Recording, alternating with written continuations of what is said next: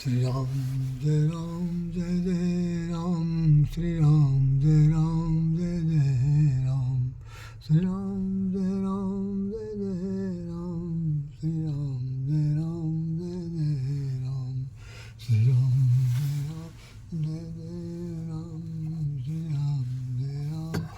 जय राम, श्री राम जय जय राम, श्री राम जय जय राम।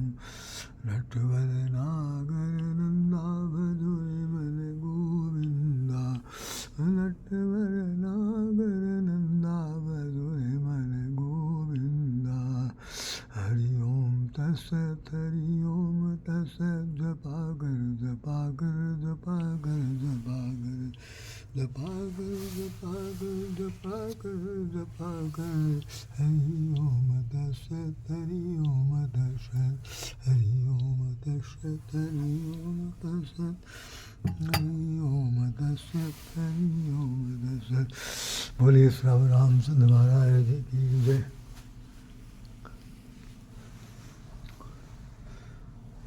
ये गीता सप्ताह का जो ये प्रारंभ चल रहा, आज उसका चौथा दिन है और आपके सामने भगवान विराट रूप में प्रस्तुत हैं। आइए हम लोग इस पर थोड़ी देर के लिए चर्चा करते हैं।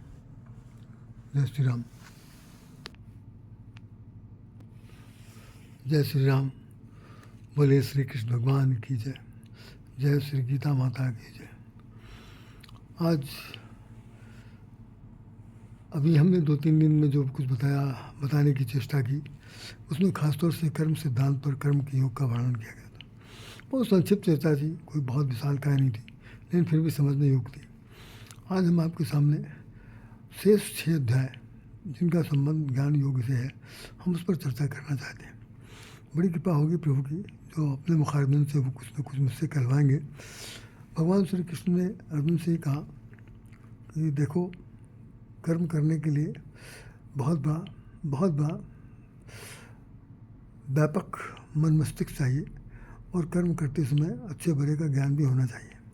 बिना उसके ज्ञान के कोई भी काम सही ढंग से हो नहीं सकता। तुम्हारे सामने जो परिस्थिति है, जो विषमता है, जो संशय है, वो सिर्फ इस बात का है कि हमारे घर के स्वजन से नहीं होगा, हम क्यों मारें। लेकिन ये संशय तुम्हारा झूठा है और इस झूठे सत्य को तुम लेकर के यदि जियोगे तो तुम इस क्षेत्र में हार जाओगे और तुम्हारी हार को बहुत ही अनादर के साथ देखा जाएगा। तो अब यहाँ पर एक प्रश्न उठता है कि भाई उन्हें करना क्या है। तो बार बार उससे पहले वो कर्म के क्षेत्र में बहुत कुछ कह चुके हैं। अब वो साफ साफ स्पष्ट बताना चाहते हैं कि आपको ज्ञान की आवश्यकता है।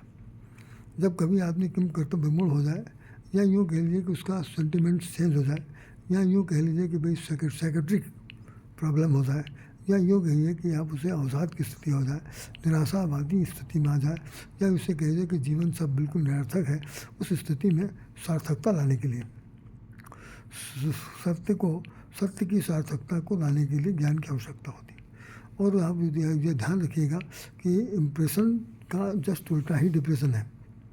जैसे हिंदी में किसी भी चीज़ को इम्प्रेशन जमाने वाला जो व्यक्ति हमेशा होता है कि हमारी बात का, हमारे अस्तित्व का, हमारे कथन का हम हमेशा सब पर इम्प्रेशन बहुत अच्छा पड़ता है। लेकिन बाय द वे एक ऐसी स्थिति आ जाए कि आपके इम्प्रेशन का 1% भी किसी को अच्छा नहीं लगे और तो उस वक्त आप और उसके विरुद्ध आप कुछ न कर पाए तो डिप्रेशन की स्थिति आ जाती है, मतलब अवसाद की दशा आ जाती है। आज अर्जुन के सामने यही समस्या है कि इतना बड़ा गांडीवधारी, पूरे विश्व का एक नामी धनुषधारी, आज उसके सामने यह विषय है कि वो धनुष उठाने की स्थिति में नहीं है। ये एक बहुत बड़ा संबंध जो सामने आपके आया, उसको देख करके भगवान ने उनको बताया कि ज्ञान की आवश्यकता है। ध्यान रखिएगा, ज्ञान की स्थिति कब पैदा होती है, जब व्यक्ति जो है बिल्कुल विमूढ़ हो जाता है, तब उसे ज्ञान की आवश्यकता होती है, समझाने की आवश्यकता होती है। तो ध्यान रखिएगा कि ज्ञान की 3 स्थितियाँ बनी हैं। 3 स्थिति हैं जो पूरे विश्व में विदित है, बहुत से लोगों को मालूम है, बहुत से लोगों को नहीं मालूम है। मैं नहीं इस बात को कह सकता, लेकिन सबसे पहले ज्ञान की जो पहली जो दशा है वो जड़ की है। जड़ के बाद ज्ञान के बाद विवेक।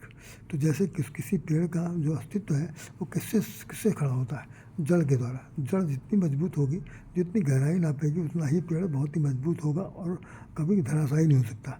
तो जड़ता हमारे जीवन में प्रारंभ से हो जाती। व्यक्ति जब धरती पर जन्म लेता है तब भी उसके अंदर जड़ता रहती। उस जड़ता का धीरे धीरे समापन तो व्यवहार के द्वारा, चरित्र के द्वारा, आदर्श बातों के द्वारा ही उसको जड़ता की दूरी की जा सकती है। तो स्थिति यह है कि जड़ता में फंसा हुआ व्यक्ति जो है वो ज्ञान की तरफ तब बढ़ेगा जब जैसे पेड़ का तना जो होता है बिल्कुल तना रहता है। तो ऐसे ही ज्ञान को बिल्कुल मजबूत सुदृढ़ होना है और ज्ञान के द्वारा जो परिष्कृत होगा, ज्ञान जब पल्लवित पुष्पित होगा तो उसका जो अर्थ है वो विवेक में आ जाता है। तो विवेक राशि है, ज्ञान भी एक राशि है, ज्ञान भी एक धन है, ज्ञान भी एक बहुत बड़ा कहना चाहिए कि ईश्वर प्रदत्त गुण है।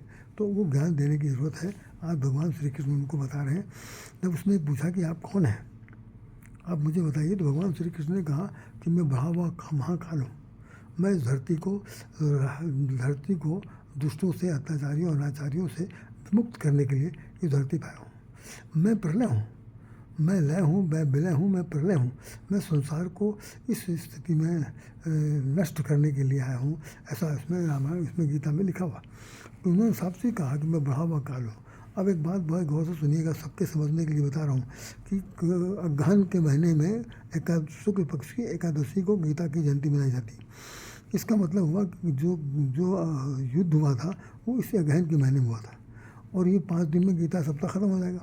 लेकिन युद्ध 18 दिन चला था, 18 दिन चला था। इसी बीच में ज्ञान दिया गया। तो अगहन का महीना भगवान राम को बहुत प्रिय है, अगहन का महीना भगवान श्री कृष्ण को बहुत प्रिय है। और वो कहते हैं कि मार्गशीर्ष जो है यही मेरे लिए बहुत ही पुनीत महीना है।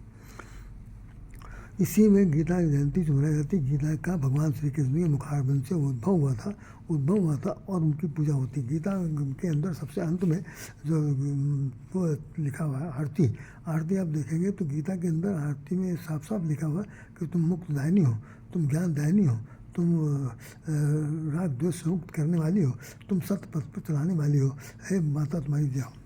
इस तरह की आरती है इसमें लिखा हुआ। तो अब ज्ञान जब दिया जा रहा है तो ज्ञान में वो भगवान बताते हैं कि धरती, आकाश, पाताल, 14 भुवन, सूर्य, नक्षत्र, तारे और जितने भी पेड़ हैं, जैसे पीपल का पेड़ मैं हूँ, पर हिमालय पहाड़ मैं हूँ, पितरों में अयम्मा नाम का जो पित्र है वो मैं हूँ, इंद्रियों का राजा मन मैं हूँ, यज्ञ मैं हूँ, यज्ञ भगवान मैं हूँ, और यज्ञ में आहुति देने के मंत्र मैं हूँ, आहुति में संविधा जो इस्तेमाल की जाती है वो भी मैं हूँ। और वो बहुत सी बातें बताते हैं कि मैं धनंजय के रूप में, अर्जुन के रूप में मैं हूँ, और राम के रूप में शस्त्रधारी राम मैं हूँ। नदियों में मैं वो गंगा हूँ। और साथ साथ वो बताते हैं कि जितने भी जड़ चेतन दिखाई पड़ रहे हैं उन सब में मेरा ही स्थान है। सबको मैंने पैदा किया, सबका मैं सर्जनहार हूँ और सबका विसर्जनहार हूँ। ऐसी स्थिति में तुमको अब ये सोचने की ज़रूरत नहीं है कि भगवान कहीं ढूंढने जाना है। तुमने सब समझ लिया, तुम्हारे सामने प्रत्यक्ष या विराट रूप सामने दिखाई पड़ रहा है। तो ये मैं जब सब कुछ हूँ तो ऐसी स्थिति में तुम्हें क्या चीज़ की कमी है कि भगवान जिसके साथ हो उससे डर, उसे किस चीज़ की मोह है। तुम उस मोह को छोड़ दो। ये जितने भी बनाए हुए लोग हैं इन सबको हमने बनाया, हम ही अब इनको बिगाड़ना चाहते हैं। लेकिन अगर हम अपनी तरफ से हमने कह दिया कि मैं रण क्षेत्र में यह अस्त्र नहीं उठाऊंगा, इसलिए नहीं करना चाहता, नहीं तो मैं अभी एक पल में इन सब को ख़त्म कर सकता हूँ। लेकिन नहीं, तुम निमित्त बन जाओ। कम से कम ये कहने हो जाए कि भगवान जो थे वो सारथी बन करके अर्जुन का रथ हाँक रहे थे और अर्जुन ने अपने बाणों से इन सब का संहार किया। तो एक बहुत बड़ी इतिहास लिखा जाएगा कि अर्जुन ने अपने बाणों से सब किया। अर्जुन गांडीवधारी है और वो भीरू पुरुष नहीं है, वो कातर नहीं है, वो कायर नहीं है, वो ज़रा छोड़ के भागने वाला नहीं है, बल्कि वो पुरुषार्थ के बल पर वो अपने जीवन को यथार्थ की तरफ ले जा रहा। और ऐसी स्थिति में तुमको हमारी एक बात का कहना मानना है। तो अज्ञान कुछ ऐसा मैंने कहा कि ज्ञान का मतलब होता है प्रकाश। और तो जब जीवन में प्रकाश का उदय नहीं होगा तो अंधकार मिट नहीं सकता। अंधकार जो है ज्ञान के रूप में, तो अंधकार को भगाना है तो ज्ञान के प्रकाश की आवश्यकता है। और जैसे भगवान राम के लिए रामचरितमानस में लिखा हुआ कि जगत प्रकाश्य प्रकाशक रामू, जगत जो है प्रकाशित होने योग्य है और उसको प्रकाशित करने वाला जो है वो राम प्रकाशक है, वही ब्रह्म राम कृष्ण के रूप में है। यहाँ पर कृष्ण माने काला, कृष्ण माने काल, कृष्ण माने संसार का महाकाल, जो महाकाल है इसीलिए वो काला है, और वो काल बन करके आपके सामने प्रस्तुत है। और सारे संसार को हर तरह से, सारे संसार जितनी भी विषमता हैं, जितनी भी विसंगतियाँ हैं, आज वो मिटाने के लिए इस रणक्षेत्र में खड़ा है। जो दुर्बलता का प्रतीक है अर्जुन, उसको उनको वो सलाह दे रहे हैं। उनको सलाह के साथ साथ ये भी बताना चाहते हैं कि अब तुम्हारा यदि ज्ञान उदय हो गया है तो तुम ज्ञान के बल पर अब तुम ये सोचो कि तुम्हें करना क्या है। यदि तुम काम नहीं करोगे तो मैं बता दे रहा हूँ कि तुम्हारा जो छात्र धर्म है ना, तुम्हें खुद अंदर धिक्कारेगा। कई बार हम लोग अपने व्यवहारिक जीवन में सोचते रहते हैं कि जैसे कोई गलत काम हम करने जा रहे हैं तो लोग कहते हैं कि भाई तुम्हारा ज़मीर जो है तुमको धिक्कारेगा, मतलब तुम्हारी आत्मा तुम्हें खुद कोसेगी। तो अंतर्द्वंद चलता है, अच्छी बुरा जैसे कुमत सुमत सबके और नहीं। वेद पुराण संत कहीं संसार में हर व्यक्ति के पास में कुमत भी है और सुमत भी है, दोनों साथ साथ रहते हैं। तो जिसका परिस्थिति बस जिसका उदय हो जाए तो सुमत है तो सुमत का कार्यक्रम चलेगा, और अगर कुमत का उदय हो गया तो उस तरह के वातावरण बन जाएगा। तो यहाँ पर जो वातावरण बना है वो केवल मोह के कारण बना, और मोह आसक्ति जो है व्यक्ति है जो मोह में आसक्त है। आसक्त को हिंदी में अगर हिंदी का शाब्दिक भाव देखें तो आसक्त तो आमने नहीं, सक्त माने शक्ति। जहाँ पर जिस मोह माया के कारण अपने जीवन की जो सोचने समझने की शक्ति नहीं रह जाए, आसक्त हो जाए, आसक्त माने शक्तिहीन हो जाए, उस स्थिति को आसक्त कहते हैं। कि अब हम इनके बिना जी नहीं सकते, हम इनके बिना मेरा जीना बेकार है। तो ये जो बिना है, यही बिना ही आदमी को अधोगति की तरफ ले जाता है। तो हमें आपको ये समझना है कि संसार में जितने लोग हैं इन सब के बिना भी जीने के लिए एक ऐसी स्थिति आती है कि जब यही लोग आपके ऊपर छुरा मारते हैं, तब आपको ऐसा लगता है कि भाई हम धोखा खा गए। हमने यहाँ पर तो वहाँ पर बताया जाता है कि ये नाट्यशाला है, यहाँ पर नाटक में भूमिका करने के लिए आपको भेजा गया। तो आप एक प्रकार के पात्र हैं। तो जैसे रामचरितमानस में लिखा हुआ कि नट मरकट इव सबहि नचावत, नट मरकट युव सबहि नचावत, राम खगेश वेद असगावत। वेद पुराण ऐसा कहते हैं कि हे खगेश, हे गरुड़ महाराज, सारे संसार को बंदर बना करके भगवान नचा रहे हैं। भगवान के हाथ में हमारे गले में बड़ा हुआ फंदा है, तो वो नाच रहे हैं, सारा संसार नाच रहा है। तो अब भगवान आज उसको अर्जुन को समझा रहे हैं। तो ध्यान रखिएगा, ये रथ जो है, ये जो हमारा शरीर है, ये 5 तत्व का बना जो शरीर है, अधम शरीर जो है, अधम शरीर जो है, इस अधम शरीर का ये रथ है। इस रथ के ऊपर सवार 2 लोग हैं, एक जीव है, एक जीवात्मा है, एक परमात्मा है।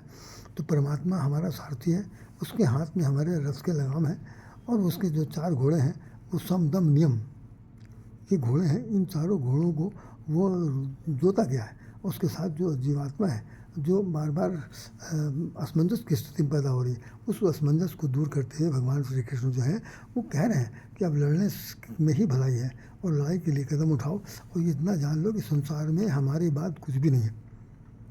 तो वो कहता है, अर्जुन कह रहा है कि जैसे उन्होंने कह दिया कि मैं इंद्रियों का राजा मन हूँ।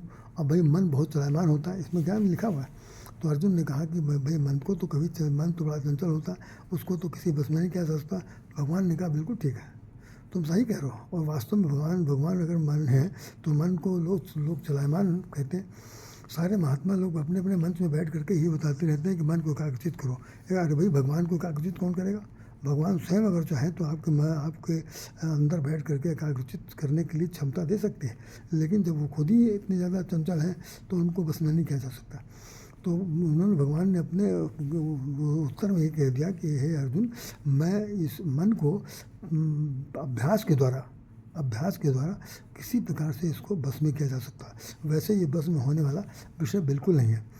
तो अब भगवान मन किसी के बस में नहीं है, अर्थात परम स्वतंत्र है। इस बात को सबसे पहले किसने समझा? आपको जान के आश्चर्य होगा, नारद ने रामायण में लिखा हुआ, उसमें लिखा कि परम स्वतंत्र न सिर पर कोई।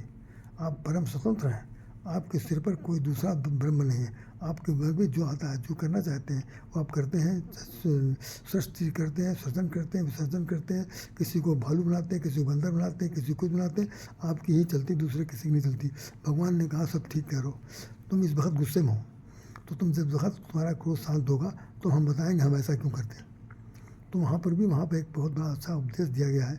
उपदेश में बताया गया कि अगर कोई व्यक्ति, कोई रोगी व्यक्ति कहे कि मुझे बुरा, मैं वो सब खाऊंगा जो हमारे रोग को निदान नहीं करेगा बल्कि रोग को बढ़ावा देगा, तो कह रहे हैं कि वैद्य होता जो है वो उसे कुपथ के रास्ते पर नहीं जाने देता। तो आज तुम कुपथ के पथ पर हो अर्जुन, हम तुम्हें उस कुपथ से हटाना चाहते हैं और ये बताना चाहते हैं कि अब तुम्हारा जो रास्ता है वो क्षेत्र में युद्ध का है, वीर गति को प्राप्त हो गए तुम्हारे लिए, और स्वर्ग का द्वार खुला हुआ है और तुम जाओ लड़ने के लिए तैयार हो जाओ। तो ये आज हमने गीता के संबंध में जो ज्ञान का जो बात आपके सामने कही, उसमें सिर्फ भगवान ने कहा कि सारा ब्रह्मांड 14 भुवन एक पद हुई, सब कुछ हमारा ही है, हमारा ही स्वरूप है भिन्न भिन्न रूपों में। तो अब तुमको किस चीज़ का डर है, किस चीज़ से तुम अहमत हो? तुम हमारे अंदर समा जाओ, हमारी बात को मानो और लड़ने के लिए तैयार हो जाओ। इन्हीं शब्दों के साथ राधे श्याम राधे आपको हृदय से नमन करता है। जय श्री कृष्णा, जय श्री